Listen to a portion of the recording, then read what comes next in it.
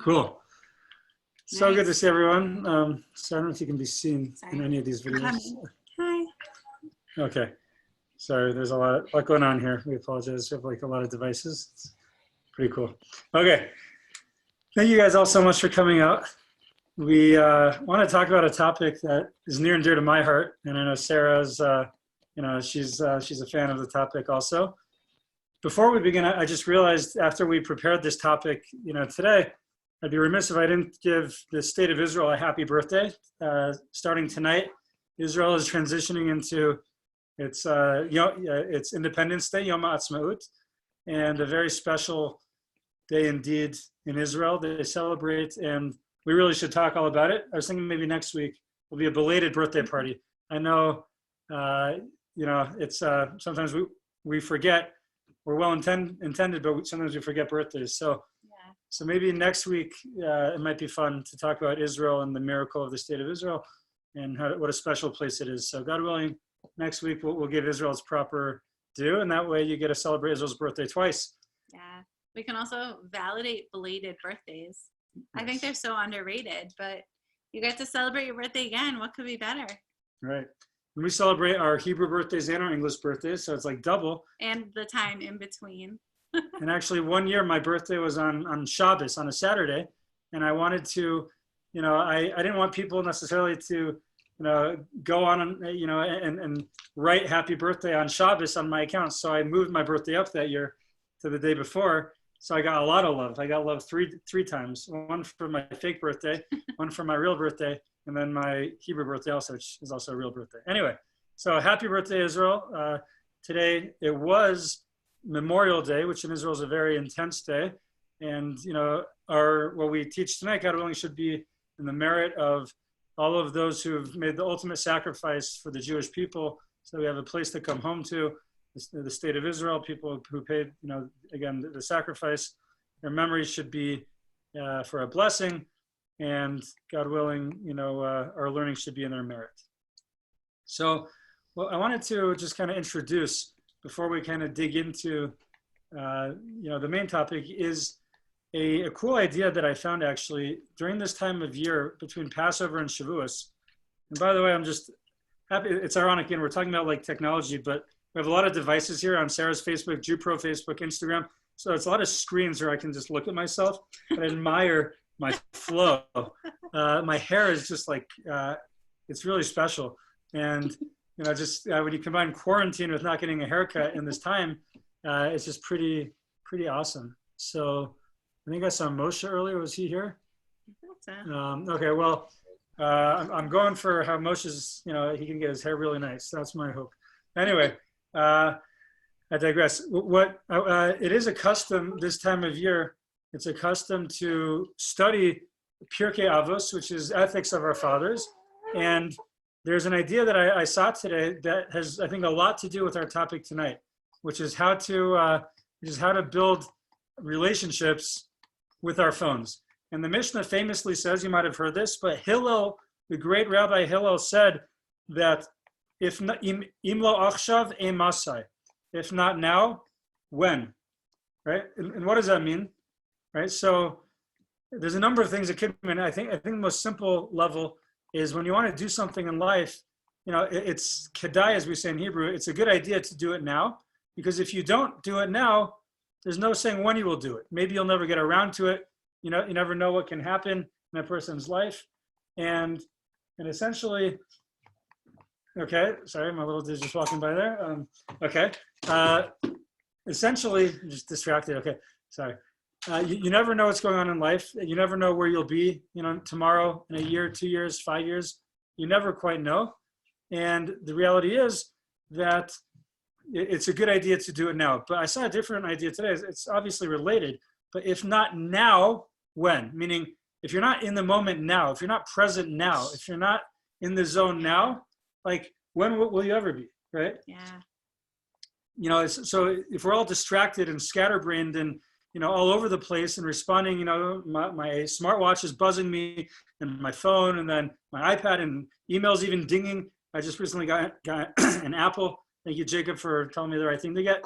And the Apple gives you like notifications, and it's just like it's just like, it's hard to even be in the moment now because so many places are tugging at my attention. And it's really a troubling phenomenon. So if not now, if you're not real now, if you're not in the moment now, then when will you be? Yeah. Well, if you don't like train yourself how to be present also, then it's much harder when you really want to be present to actually do it, because like you don't know how. Right. And the truth is as well that if not now, when, meaning if you're not in the moment now, you probably won't be tomorrow. Like who knows when you'll be. And then before you know it, like you'll have spent most of your life like distracted, on a device. And then what, So I think that's a powerful idea. Again, taken from Hillel, from Pirkei Avos, from Ethics of Our Fathers. And the reality is, and this really is the bulk of the topic for tonight, is that the problem is that nowadays, in the year 2020, I would argue that it's harder than ever to be present, to be in the moment, to be living in the moment, aware of your surroundings, fully dialed in and focused. I believe it's probably harder now than ever before. And with that, I wanted to just segue into kind of, the meat and potatoes of what I wanted to talk about tonight, which is, I have a long, complicated past and history with my smartphone. And I'm sure a bunch of you you've heard me speak about this ad nauseum. Maybe for some of you, this is new. You haven't heard me talk about it. But my thinking on this topic actually all started on a delightful sunny day in, I think it was in 2016. I even have the September something 2016. I see my pops is watching. It was at fall ball. My son Avrami is quite the baseball player, like his father. And he was playing fall baseball. And I remember the Broncos at the time were 2-0. This was in 2016, shortly after the glorious Super Bowl victory of 2015. And we've been undefeated since the Super Bowl. And it looked like this 6th-round draft picks, Trevor Siemian was the man. It looked like he was going to be the quarterback of our future. And it was very exciting. And I remember that the Broncos on that day, I was very excited because they were playing in Cincinnati and they were playing at the 11 o'clock game, which is awesome because then you don't have to wait an extra 3 hours till 2 o'clock to enjoy football. I don't know how the people in New York deal with this. You have to wait until 1 o'clock for the first game and 4 o'clock for the second game. That's terrible. So that's why you should move to Colorado and you can watch football even sooner. So I was sitting there, and my son Avrami had a game, and his game was at 11:30. So I'm like, great, I can catch the beginning of the game, and then I can, sit up there in the stands, and I have Verizon for better or worse. But one of the good things about Verizon, at least back then, I don't know if it's still true, but you could stream on the NFL app. You can watch the Broncos play football, which is great. So I was sitting up there, and I'm like it's not a great connection. Verizon has a problem, at least in that neighborhood. And I was having a tough time. And it occurred to me, that my son had stepped up to the plate. And honestly, that was like jarring for me. Why? Because I realized when he was up at the plate and had my phone in hand, trying to get into the game, I had kind of a nice flashback to my childhood. Some of the most glorious moments of my childhood was when my parents would be in the stands, or my pops would be, on the third base, coaching third base. He was our coach. And I'd be up and there'd be a runner on second base, and I would just blast the ball to like left center field, and I'd be on second base with a stand-up double. For most people who are able to run, that would have been a triple. But for me, it was a double.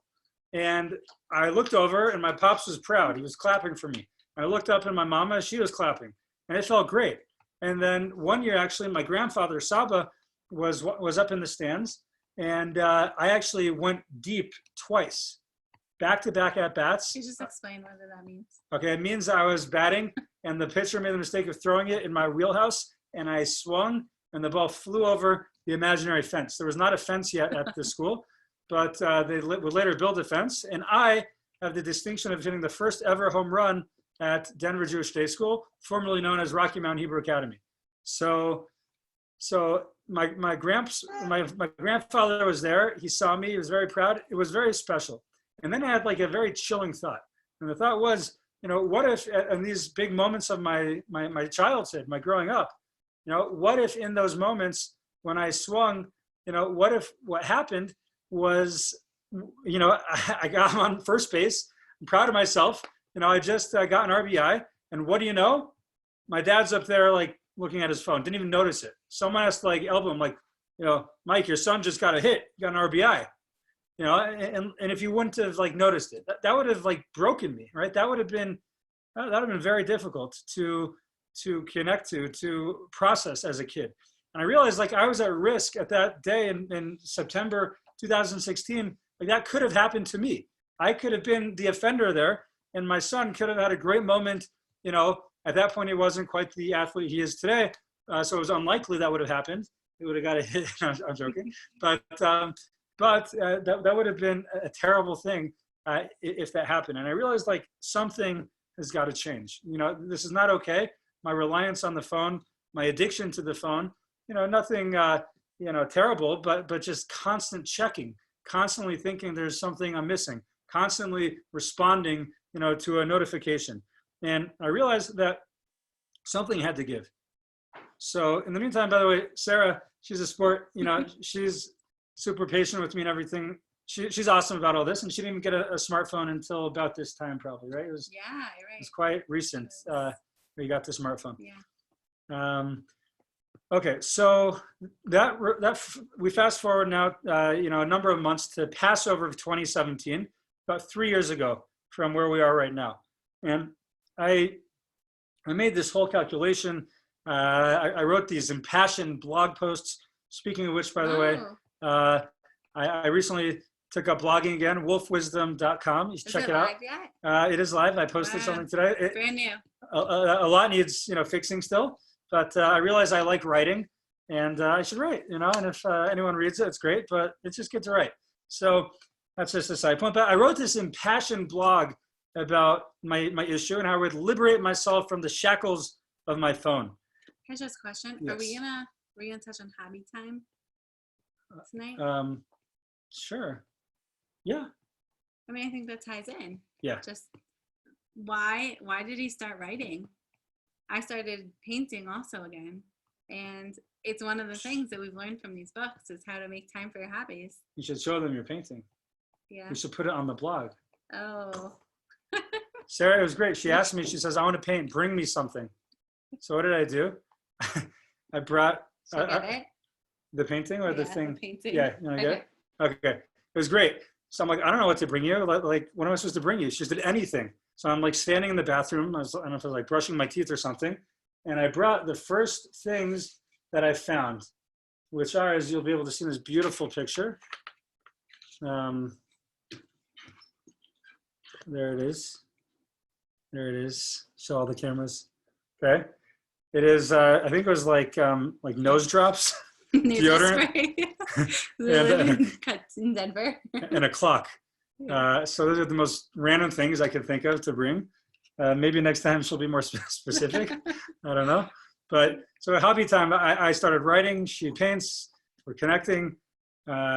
She's like talking to me, but I'm like in the writing like zone. So that was a little tough. But used to that. Yeah, but it's all right. We're still anyway. So essentially, and then the idea, by the way, is to get practical, to really give tools for how to develop a healthy relationship with our phone. But this is just by way of background. So essentially, the problem is after I wrote this impassioned blog, I got to Radio Shack. I remember I was with our in-laws. We went to downtown Denver on a Passover Chol HaMoed outing, which we were unable to go on this year because we're your parents. My in-laws are your parents, right? Your in-laws are my parents, right? Okay. It was your parents. So we were in downtown Denver, and we went to, I believe it was the Verizon store down there. And I basically told the guy, I came in all, pumped up, and I'm like, I'm switching to a dumb phone. And the guy's like, whoa, you don't have to do that. I'm going to show you how to just get rid of everything. You don't have to do that. I'm like, really? He said, yeah, really. You have to change your password, take off, your email, you'll be fine. So I'm like, oh, great. Okay. So I did that. And I was like kind of good with a dumbed down smartphone for a while. And then at one point I went away on a trip and I needed everything activated. and then I never like deactivated it. And I just came right back into my old ways. After all that passion, all that fire, essentially what happened was that inspiration, it just died down. If you don't use it right away and make a change, do some small step that's measurable, it goes away. And it did. And it did. And I fell right back into my ways. Fast forward a year later, where I've kind of, you know, essentially, I think I did. Oh, right. So a year later, actually, I'm like, you know what? This year, I'm going to get it right. And I was motivated actually by a book, an article you should all look up after, you know, this talk tonight. A guy named Professor Tim Wu. It's called The Tyranny of Convenience. Where he goes through and he basically says, like, convenience is like cool, but like it's so overrated. And it's, you know, there's a lot of great attributes of inconvenience. So that like blew my mind. Yeah. We want to make things so convenient, but what do we do with the extra time that we have? We're going to talk about that infinity. Infinity pool, yeah. We're going to get to that, So yeah. he talks like you try to make things more convenient, but you end up simply just using that added time to try to achieve more conveniences. And you're not actually doing anything more productive most of the time. So it was just a fascinating idea from this, I think he's like a Columbia professor, Tim Wu, and he like blew my mind, and he inspired me honestly to give it a go and to actually like get real and to use my wife's 10-year-old phone, you know, that we had in storage somewhere. I pulled it out. It was a great phone. And basically, you know, I'm going to not go through everything I learned, you know, in that I went actually 10 weeks. My goal was to go from Passover until Shavuos for 7 weeks. I was able to go 3 weeks beyond, and I learned a lot of cool things. Like I learned it's possible to drive in my home city to different destinations without using Waze. And it was kind of cool because I went up to Boulder sometimes. I went to downtown Denver, and I just kind of like used my head. And I'm like, you know what? I know how to do this. And I figured out, oh, you know, right now I'm like 20th Street, and I live like by First Street. So I got to go south, and the mountains are there, and that's west. So that means that way is south, and I was able to like use my head. That was awesome. I learned to appreciate being alone with myself in a car, you know, without music, and just to be able to have solitude and well-being in that way. I learned to appreciate beautiful moments that I experienced through the lens of my two God-given eyes and not a camera. This reminds me that, you know, maybe it was a year prior or so, I was on a hike in the Jilabun in the north of Israel. And essentially, you know, we were swimming in not a creek, a pool, a natural spring of water. So I left my phone on the bus. I came out, you know, and the sun was setting, a gorgeous, you know, blue and orange, just miraculous sunset. I immediately, like, you know, tried to grab my camera to snap a picture, and lo and behold, the camera was on the bus, and I couldn't. So what do you do? Right. So what did I do? So essentially, I'm like, you know what? I better just like experience the sunset. You know, I better just like be in the moment and just like experience it. And that like sunset, I will never in my life forget. You know, if I took a picture, I probably don't remember that sunset, but like it's etched in my brain forever because of that. And I learned to appreciate life without a camera wherever you are, like it was when I was a kid. You know, and if you're lucky, maybe you had like, you know, one of those like disposable cameras where you have like a Polaroid, but it's not on your person all the time. So you have to just like take things in. And I appreciated that actually. And, you know, I learned kind of how it looks from an outsider, how human beings like look. And I remember I was in downtown Denver waiting to meet with someone in a Starbucks, and the girl was running a little bit late. And I remember I left like my computer, you know, in the car, and it was just me. I was like watching people. And, you know, it was like, I was like an alien from outer space, just observing people.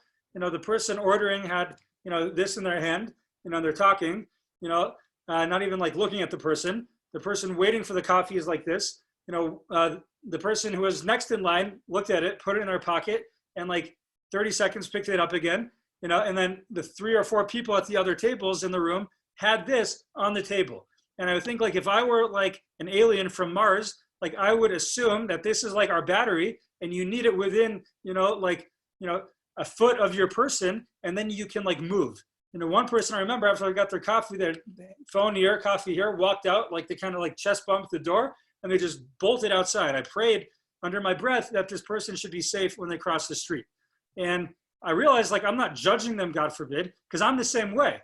right? And it happens to be I'm going through this experiment, these number of 10 weeks, in which I'm able to kind of see it from the other side. And that really was a very powerful moment for myself. And essentially after 10 weeks of this, I would have hoped to have gone longer, but I had this really old phone. And if ever you sent me like an emoji, like I could not receive the text. There was no chain of texts. It was just one after the other, and you'd lose what's going on. And it's like, I felt like as a rabbi who needs to be in touch with people as part of like my job description, it just wasn't the right thing for me at that point in time. So I went back to the smartphone, and unfortunately I basically just devolved back into my old habits of just constant checking, constant screen time, an egregious number of hours on the day behind the screen, checking email obsessively, Facebook, ESPN, you name it, Broncos news, whatever it is. So essentially, that goes on for a year. Last Passover, shortly before, I'm like, if I had a better phone, a more updated, dumb phone, I'd be okay. So I bought an updated dumb phone where you could see the stream of text, and it actually worked quite well. I ended up making it 6 whole months without using my smartphone. However, what ended up happening is that I did keep my old phone, and I would use it with wireless, and I had an iPad, and essentially I still wasted a boatload of time. So I realized, like, if I'm going to keep these, if I have these other devices, I may as well maximize, what the smartphone can do. And who am I kidding? I'm not really doing this the correct way anyways. So that was, that was kind of the last, there were like 3 iterations of this. The first where I struck out, that was in 2017. And then in 2018, where I got it right for 10 weeks. And then last year, 2019, for 6 months, where I actually got it right. And that brings us essentially to the present, where I've gained a nuanced approach, and I want to share it with you. And I believe that this approach can be helpful for all of us in building a beautiful, harmonious, blissful relationship with our smartphone. So Sarah will be back soon, by the way. She's just putting the baby to sleep. You want to go to bed? Okay, love you. Good night. Okay, so let me just pull up what I wanted to discuss. Okay, excellent. So essentially, some of you, maybe you've heard me read this before. There is a interesting book called How to Break Up with Your Phone by Catherine Price. And she starts off with a really nice letter, an open letter to her phone. And I'll just read you some of it. Dear phone, I still remember the first time we met. You were an expensive new gadget available only through AT&T. And I was a person who could recite her best friend's phone numbers from memory. When you were launched, I'll admit that your touchscreen caught my eye, but I was too busy trying to type a text message on my flip phone to start something new. Then I held you in my hand, and things started moving fast. It wasn't long before we did everything together. We took walks, have lunch with friends, go on vacations. We're inseparable now, you and I. You're the last thing, you're the first thing I reach for in the morning. You remember my doctor appointments, my shopping list, my anniversary. You provide gifts and festive emojis that I can send to friends on their birthdays, so that rather than feeling hurt that I'm texting instead of calling, they think, ooh, animated balloons. You make it possible for my avoidance strategies to be construed as thoughtfulness. And for this, I am grateful. Phone, you're amazing. I mean that literally. Not only do you allow me to travel across time and space, but I'm amazed by how many nights I've stayed up 3 hours past my bedtime staring at your screen. I can't count the time. Okay, I can't, let me just skip ahead a little bit. Okay, fine. These days, I can't even remember the last time I was bored. Then again, I can't remember a lot of things. Like, for example, the last time my friends and I made it through a meal without anyone pulling out a phone, or how it felt to be able to read an entire magazine article in one sitting, or what I said in the paragraph above this one, or whose text I was looking at right before I walked into that pool, or whatever. My point is, I feel like I can't live without you. And that's why it's so hard for me to tell you that we need to break up. So this beautiful letter from Catherine Price to her phone. So I'm here to tell you, essentially, after going through some experiments the last few years, that you don't necessarily need to break up with your smartphone. And that's what I want to dive into now, is how to not break up with your phone, but how to redefine the relationship, how to spice up the relationship, and how to get the most out of that relationship. So that's what I wanted to, again, delve into now. Again, hopefully Sarah will join us soon, and she can give us some more insights. But essentially, I think I mentioned last week, for anyone who's tuned in, this book is actually, I think it's like probably the best book I've ever read.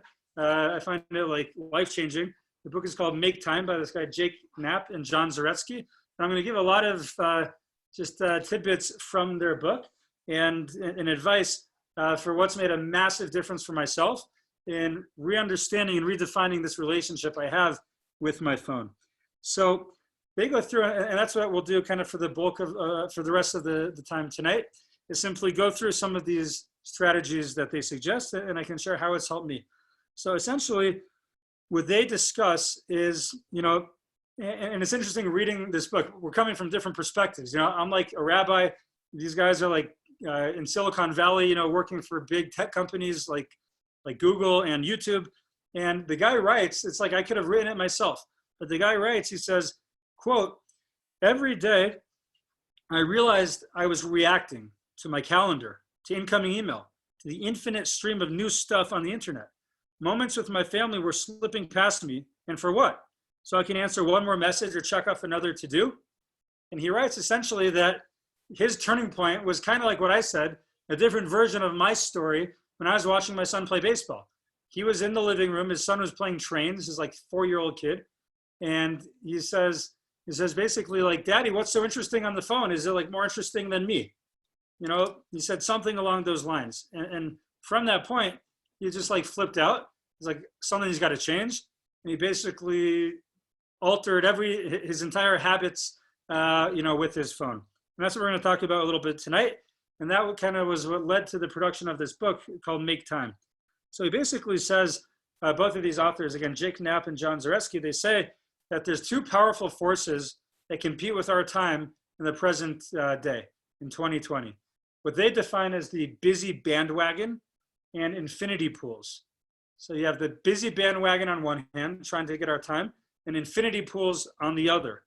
And I guess as you can imagine, welcome back, I missed you. As you can imagine, the busy bandwagon basically, you know, ties in with our culture of constant busyness, with our overflowing inboxes, our stuffed calendars, and our endless to-do lists, right? Sometimes it seems like there's just, the to-do list never ends, right? Yeah. We feel like this probably in our house, where always there's so much more to do. I just start a new to-do list when I get sick of looking at the old one. Right, it's just perpetual, unending to-do list. Yeah.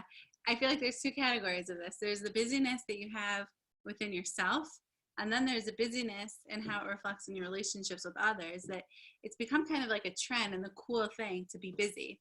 Like if you're busy, then you must be really popular and have a lot to do and like be really contributing to society. But that's really not the case. And we've learned otherwise. But it used to be, you know, if a friend's like, "Oh, can we do this?" And you're like, "Oh, I'm sorry, I'm busy." Like you feel guilty in the sense of, "I'm sorry, I can't come with you," but also guilty like, "Oh, I must be better than you because I have more going on." And there was just like, I felt sometimes there's this dynamic in relationships, and like, I don't know, it's cool to be busy. Yeah, and they actually touch exactly on that. I don't know if you can see it. They're great drawers as well. The first line of the book, this is how people talk nowadays. "How are you?" "Busy." And you see the calendar, it says busy, busy, busy, busy, busy. Yeah, you can all see that. Yeah. I'm busy, busy, busy. And they kind of, you know, talk about this, but there's this idea again of this busy bandwagon, that we're always busy. And that's one thing, by the way, that takes our time and attention away, is busyness. We're busy. And it's viewed as a great thing to be busy. Yeah. And certainly in Judaism, you know, we advocate for using our time wisely and meaningfully. And we're not trying to like waste time. That's not what this is about. So in a sense, it can be healthy to some extent to be somewhat busy. But again, we have to just understand what that means. I'm try again to put her down. So hopefully Sarah will join again soon. Now, the other thing that they describe is what they call the infinity pools. As you can imagine what infinity pools might mean, they define this as apps and other sources of endlessly replenishing content. They say, and I'm either quoting from them or really closely paraphrasing. If it streams, if there's an up next list, then it's an infinity pool, right? If you can always get more of it, you know, you just constantly get more, then in all likelihood, it is in fact an infinity pool. And the reality is that our time is, so again, these are the two things that are competing for our attention. The natural value of being busy that we all feel, the busy bandwagon that we're all on. And on the other hand is the infinity pool, where it's just an endless endlessly possible, I can't get my words straight, but all the possibilities for how you can spend your time and look things up and be entertained constantly without stop, right? Literally you could binge, a Netflix series in, a matter of, 15 hours, I watched last year, I was curious, everyone was always talking about The Office. So I just discovered what Netflix was a year ago somehow. And I ended up, I think I watched all 9 seasons of The Office in a span of a month. It was that's a lot of hours of my life. It's a great show, but yeah, it's just a very long time to be doing that. So anyways, so that's step one of what they describe. And again, we're going to get pretty practical, in a few minutes. That's step one. Step two that they say, and I think I mentioned this last week as well, is that our time, they say, is spent by default. And again, as tech people, they think in the concept of the default. What is the default, right? So they define it that the way that something works when you start using it is the default. And if you don't change it, the default is what you get, right? So if you would go to the store and you would buy a new smartphone, presumably, the web browser, Safari or whatever, Google Chrome, whatever it is, that'll be a default built into the phone. Email is likely built into the phone. And I know on the iPhone, there's that mail app that's natural. To get rid of it, you have to go deep into the settings and figure out how to undo that default, because it's just so naturally built in. And this is the kicker we're going to talk about, is notifications for everything, and anything and everything is the default. Those notifications that give you those seductive red alerts, and they just draw that dopamine in your head, and you get pumped up when you see it, and you just so desperately want to click and see what it is that's so exciting, and it could be anything. It could be, if you get notifications for, for the news app on the iPhone, see that some random article you could care less about, popped up from CNN, and there's these seductive notifications that we all get built into the default. So the way that they describe it is that the busy bandwagon defaults to never-ending tasks. That's the busy bandwagon default, just never-ending tasks. And the infinity pool default is never-ending distractions. So you combine the never-ending tasks to the never-ending distractions, and it's no reason that for so many of us, and myself included, life just feels like a blur. Sometimes I'm trying to think back to how our old apartments looked, or different stages of our life, from a few years ago, and it's all a blur, because I think I suffered from this. I suffered from the never-ending tasks combined with the never-ending distractions. And again, what they say, and I'll just give a nice quote from them. I think we touched on this point, but basically is that if you refresh Facebook, you browse YouTube, you keep up on the nonstop breaking news, play Candy Crush, binge watch HBO, and I would add Netflix. These are the defaults behind the ravenous infinity pools, devouring every scrap of time that the busy bandwagon leaves behind, right? So I love that line, that the defaults that we just described are the defaults behind the ravenous infinity pools, devouring every scrap of time that the busy bandwagon leaves behind. So after you're so busy, you have time. But then what do? The default is you go to these infinity pools and you use up more time just refreshing, up next, refreshing, on Netflix. The next show starts without you doing anything. You just sit there and eat more popcorn and the show starts again, right? It's remarkable. It's when I first realized this last year at The Office, that's the coolest thing ever. Now I don't even have to bother moving my hand and lifting it, 3 inches to the screen to press next. And I love that, that was awesome, but that's not great for this issue of constant infinity pools, constant distractions. And it's very interesting that the way that they describe it in the book, and I believe this is a deeply, baby's not having it. Okay. Maybe the third time will go better. Hopefully, okay. Okay, she's very cute.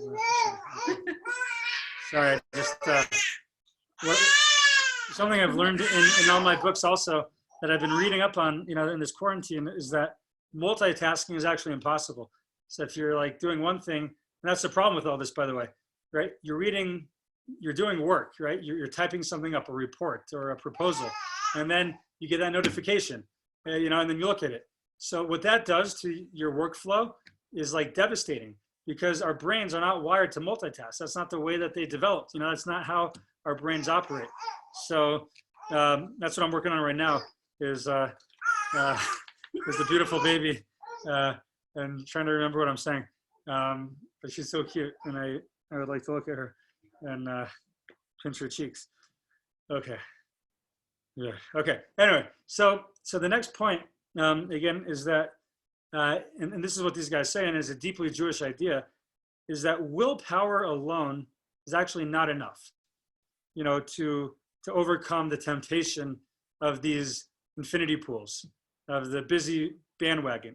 There's actually another amazing book that I recently read called The Power of Habit, and he describes in it a test that was done by a professor at Case Western University in the 90s. And essentially what it does is they took college students, just a random grouping of college students, and they divided them in half. They split them into two. And what they did was they told some of them, they basically said, we're testing your taste perception, your ability to taste, which was a lie. I guess for the sake of psychology, maybe sometimes it's okay to lie, I don't know. But they blatantly lied to their face. To some of them, they gave them these delicious cookies. They said, we need you to eat these cookies. And over the next 20 minutes, we're giving you this like mental exercise. It was actually impossible to complete. And we want you to do it until, until we need you in 20 minutes. So they did that for one group, then they let them eat the cookies. Another group, it was cruel what they did, but they said, they smelled the cookies. They could smell them. They were sitting there. They said, you can't have the cookies, but here is a delicious bowl of freshly cut radishes. Enjoy them. So the guys, it was like, they were observing them and some guys were like licking the cookie, but they didn't eat it. So they were smelling. No one really touched the radishes. And then they had the mental exercise to complete. And what they found was essentially that the ones who tasted the cookies were able to have more patience and more willpower to do the impossible mental exercise. It was like they could do it for like double the amount of time that the people who used up all that willpower trying to refrain from eating the cookie. So what that emerges, that discipline, and when willpower is not just an infinite pool, that you have a limited amount of willpower, any given day. And when you test yourself and tempt yourself, you're more vulnerable to not achieve your desired result. And so true. I see it in my eating. Like if I plan what I'm going to eat in the day and I follow it, it's so much easier. As I go through the day and I start to get hungry. Otherwise, if it's not planned out, I get hungry and instinctively it's so easy to just go for less healthy food. Yeah. And I really use that in my coaching also, that you pick out what you want the night before, and it's just so easy and accessible to get what you want and to satiate your hunger. Exactly. Beautiful. And I would add just that, and that's why, like for me, like, if I see like Oreos like on the counter, yes, so that for me is like smelling the cookies. That's depleting my willpower, right? So what I need, that's like a cue for me, like need that, go eat that. And that's not good, right? So for the proper thing to do, what comes out of this is like, get rid of those cookies. They shouldn't be anywhere where I know about, and that's this idea. So how does this connect to anything? It's a good question. The way that I believe this connects essentially is that willpower alone is not enough necessarily to refrain from that urge. The show ends so dramatically and he's just so bad, want to just let it keep rolling and keep watching for another 4 hours, right? Willpower, it's going to be hard to use your willpower to overcome that. Maybe you can sometimes, maybe not. So the healthier thing is to build safeguards, right? Again, for in the case of the Oreos, to just move them somewhere else so I don't see them, right? You can think of different areas in all areas of life, things you can do to help yourself out. And what I want to talk for the rest of the time now is how can we help ourselves out in the world of developing a safer, I'm sorry, a healthier relationship with this device right here? That is the question that I want to look at for the next 10 minutes or so. So, and again, it's interesting. These ideas, they might sound extreme, but again, they're not from like me, the rabbi.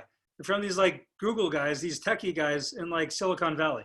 So for me, it's really worked. And I believe, again, that there's a happy medium that we can enjoy the bliss and the awesomeness of a smartphone while just being more healthy about our relationship with it. So something I've actually noticed, I've done a lot of reading on this topic of, smartphones and what they mean for us in our society today. And one thing I've seen across the board, I've looked at 3 books. One is called Digital Minimalism by Cal Newport. One is this book, How to Break Up with Your Smartphone. And then this book, Make Time. And they all basically say, ideally, this sounds extreme, I know. Ideally, just cold turkey. You don't have to give up your phone like I did, but delete from your phone all of the social media apps. Get them all off of your phone. And that will make a massive difference, they say. For example, so they actually give a recipe in the book, like how to build a better relationship. They actually give like an explicit recipe. And they say, do the following. They say, delete Facebook, Instagram, Twitter, Snapchat. I don't think TikTok was around yet, but I would add TikTok. That thing really can suck out a lot of time. That thing is awesome. It's just these crazy videos. I mean, if I could learn how they do all these like cool dances and like, I gotta get on that like dancing TikTok thing. But I'd add Pinterest. Pinterest, okay, that's not one I connect to, but I'm glad. Thank you for that. And you could add your own. They said delete infinity pools, which they define as YouTube. And then I would add Netflix and Amazon Video, Hulu, Yulu, YOLO, whatever else is out there that I'm not aware of, Disney, whatever it is. And then they say, and this is going to sound really extreme. I know we're sounding extreme. Again, this is not my list. This is just John Knapp and John Zaretsky, maketimebook.com. You can email them if you're not into it so much. But I'll explain, I think, the beauty behind it. This is really extreme sounding. Delete email and like remove your account from the default, right? By default, you're kind of logged in email, but get that off of your phone. And this is, I'm just going to give you a bunch of their quotes because they like blew my mind. They say email is an infinity pool and the beating heart of the busyness bandwagon. You can keep checking, it keeps coming constantly, and it keeps you busy, busy, busy, busy. So it's like both combined. Adding things to your to-do list, those menial tasks you just have to take care of. Right. Yeah. And let me ask you, just anyone watching here, how do you feel? And maybe you disagree with me, that's fine. How do you usually feel when you like get an email, you're out and about and you check an email? Like, how do you feel after seeing that email? You can type in, you can speak up. I'm just curious, because maybe I'm crazy, and I want to know if I'm crazy. How do you feel? Your average email. Well, it's an email. Move on. What's up? I might just read the subject, see if it's important or not. Okay. Cool. When I used to work in the office, I had so many lunches ruined by emails. Like, I was ready to just enjoy a nice, peaceful lunch, and then like an email came in telling me something, just like completely taking all of my attention and like requiring me to do something like before I ate lunch, and then like 30 minutes to an hour go by. And I'm like, damn, I don't even want to eat this lunch. like I now have so much more stuff to do, because one email came in.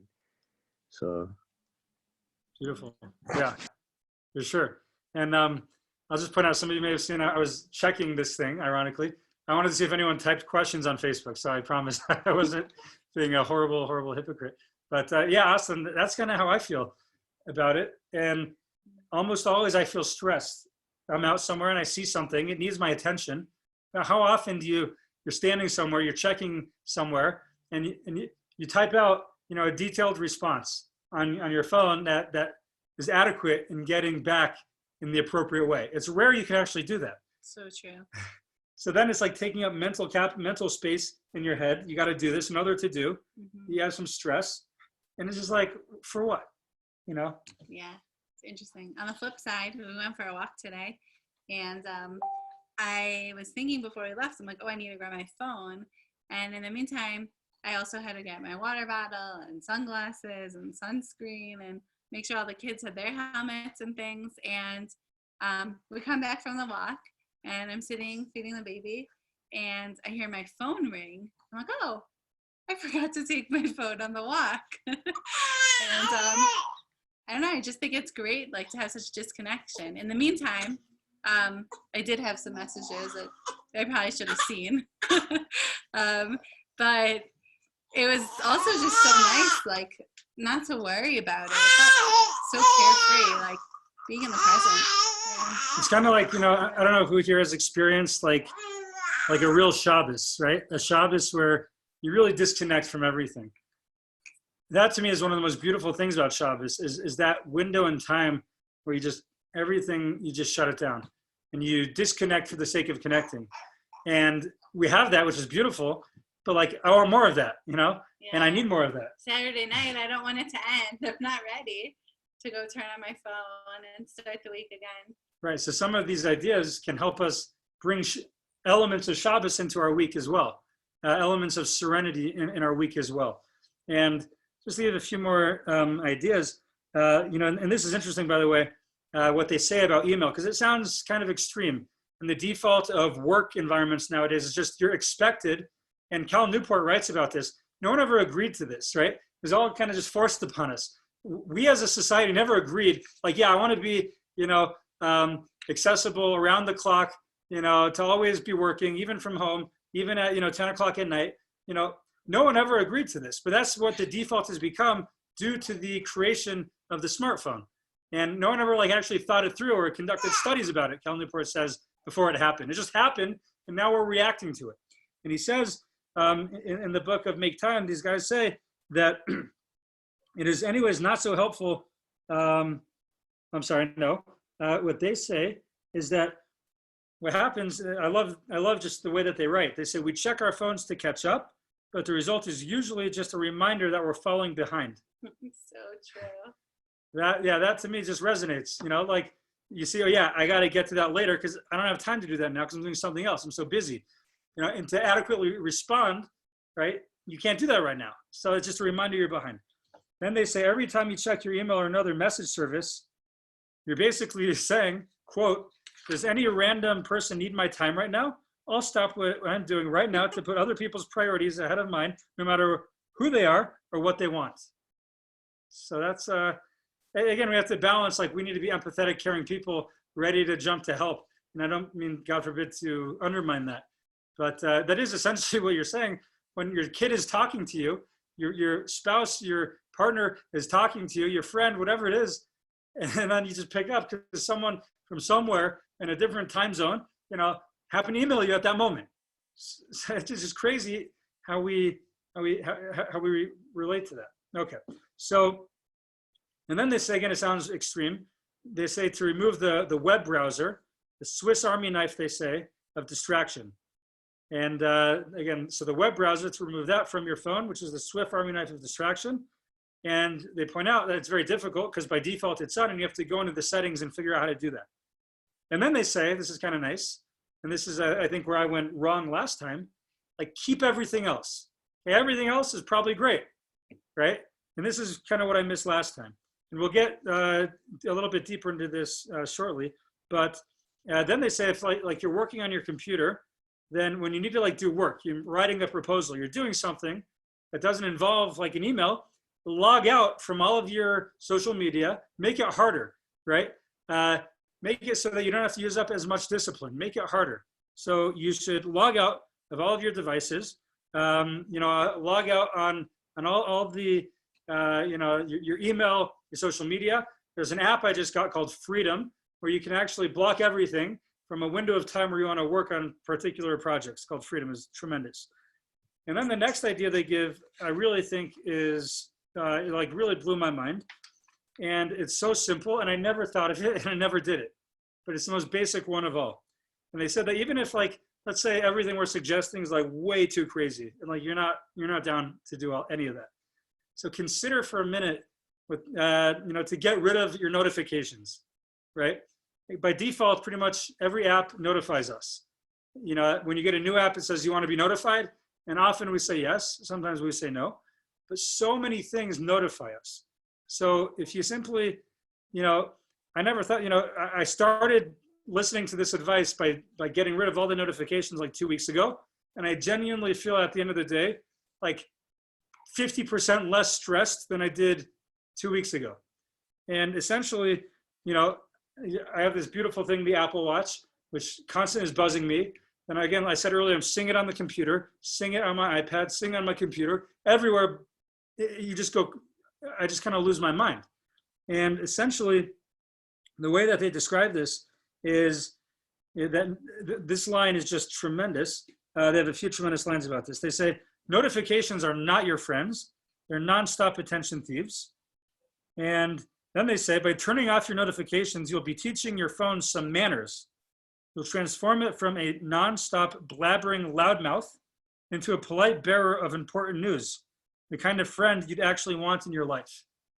I thought that line is just like, shook me up. It blew my mind. Choose your friends wisely. Choose your friends. You don't want someone, you're talking to someone, you don't want them to just like interrupt you. It's not polite. It's not nice. So I think that this to me is a really, you know, fascinating one. And when I was actually writing like an outline for tonight's talk, you know, ironically, you know, I had done this, but there was one app I kept the notification on WhatsApp, and it buzzed like 7 times in writing this. And I was like, oh, I wonder what it's saying. And my phone was turned over, so I didn't look at it. And then I'm like, you know what? I'm gonna just stop the notifications right now. And I picked it up, I stopped what I was doing, and I got rid of the notifications, and then they just quieted down. And it was life-changing. So that's, I think, maybe one of the most practical things that we can do in redefining our relationship with the phone, again, is to get rid of most of the notifications. Like, you don't need a notification when someone likes your post. You know, you don't need to see when there's a breaking news article, you know, from your news apps. You know, there's so many things you don't need. Maybe keep the texting app, so if something's important, obviously keep your phone. But like, I'm not sure what else like you really, really necessarily need. And I think that can make a huge difference on a person's mental well-being and their constant going to the phone.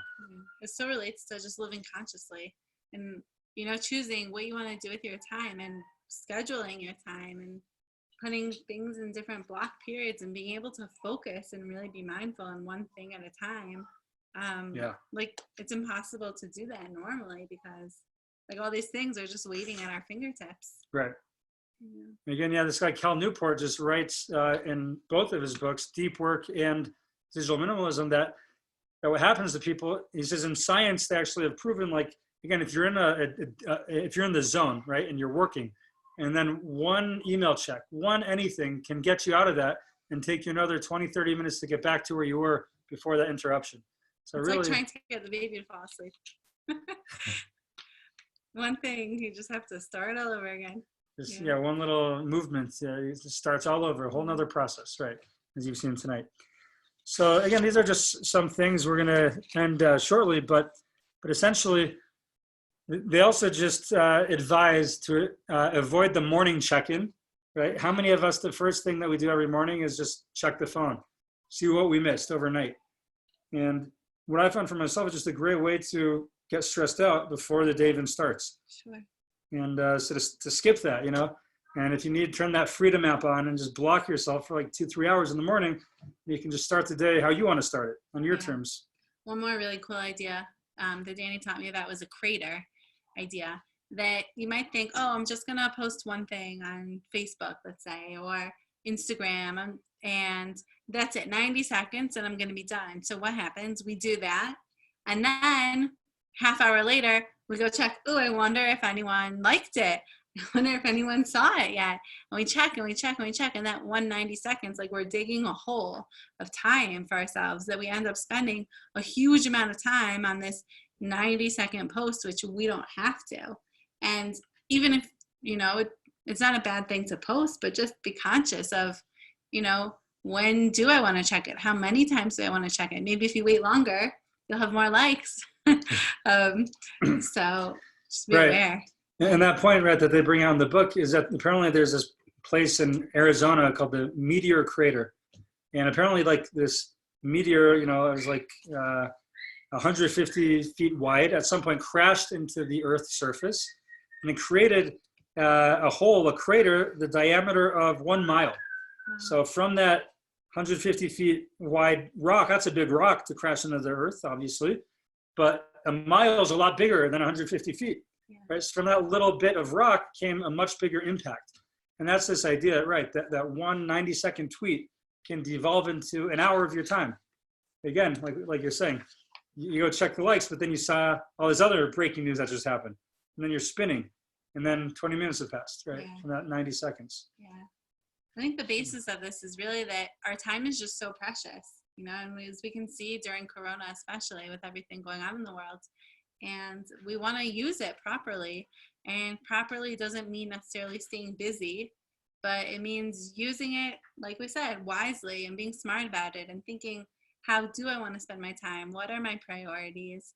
And what do I want to give to the world? And, you know, how can I do that? And as opposed to just being reactive to everything that comes our way, we can decide what we want to do, and we can go after, and we can be doers, and we can achieve all that. Right. God willing, so. That's a beautiful point that, and these guys talk about the way to do that. Again, I like how you said, don't be reactive to your time, but be proactive. So what this is, like basically every night before bed or in the morning you wake up, define for yourself a highlight. This here is a highlight that I will achieve tomorrow or today. And I'm going to go all in for 60 minutes to 90 minutes on this project, undistracted. And this is the one thing that I hope to achieve. Hopefully there'll be a lot of other things you achieve in the day, but I got to get this done. It might be something urgent or satisfying or a long lost project you've wanted, you know, like art or like writing a blog. That's kind of how that came about.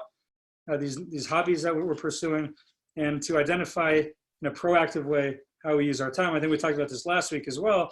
You know, this time as we're counting from Sphera, are we like wasting time? Are we crossing off days? Are we making the time count? And that's really, you know, it's a larger set what this is all about. And it's just so hard to make the time count with these distractions. So the point is, after all is said and done, I know we've been here for a while and we're going to wrap it up soon, but you know, what I've learned after essentially 4 years, you know, thinking seriously about my relationship, my very complicated, you know, like the relationship status on Facebook, it's complicated with my smartphone, very complicated. But what I've realized now is that by following these systems, you can have your cake, so to speak, and eat it too. Right? You don't have to necessarily go cold turkey like I've done in the past. And there's so much about the smartphone that's awesome. And, you know, the ability, you know, I said earlier, like sometimes it's nice to not have the camera so you can like take it all in. Yeah, the ability to have an awesome camera with you, the ability to turn on, you know, Backstreet Boys whenever you want to listen to them, the ability to, you know, gain a lot of wisdom by listening to a podcast or an audiobook. You know, you can be in, you know, when Sarah and I lived in Boston, you know, we used to have to print out maps on mapquest.com to try to figure out how to get places. And it's easy to miss because in Boston, you know, I remember Commonwealth Avenue intersects Washington Avenue like 5 times and it's very confusing. Yeah. So the point of all this again is just to appreciate all the awesome parts of the device. And what Cal Newport actually advises is to go cold turkey with no social media apps for 30 days. And after 30 days, you realize what you're missing. You know, and you realize, okay, that would actually enhance my life. Or no, that didn't actually enhance my life. And that's another approach you could take, you know. But what we're suggesting here is just kind of pieces of advice from these guys, Jake Knapp and John Zaretsky, for how to build a better relationship. And I'm proud to say, actually, my goal has kind of been throughout this whole process to, you know, despite being in quarantine where everything's digital, to be on my phone less than 3 hours a day. Now, Apple, I'm sure Google or Android also count the hours you're on your phone. And at first, in the first couple of weeks of all this, it was like 6-7 hours. And it just didn't feel great, even though it was justified to some extent. You know, we're all conferencing sometimes from our phones. But thank God, since enacting these things they've done, I'm under 3 hours pretty much every day. And yeah, I'm pumped up about that. And I hope God willing can continue. Yeah, so I think a lot of it's about taking the middle path, using these resources for their awesome abilities to help us and not to take over our lives. Exactly. Yeah. Great. Well, thank you guys so much for tuning in. Baby's awake again, so we should help her out. But it was really great to see everyone. And any questions? Anything else on y'all's minds? That was the question of, do you really need that notification for that app? Sorry, one sec, Charlie. I couldn't hear you so good. Can you just say that one more time? There was a question, do you really need that notification for that app? Whether you turn it off or you leave it on. Hold on one sec. I'm sorry. One of these devices started like having me talk, and I'm getting so confused. One sec. Hang with me. One more time, Charlie. Sorry. It's the question of whether that notification for that app is turned on or off. You really need that notification coming from that app. Do you really need the notification?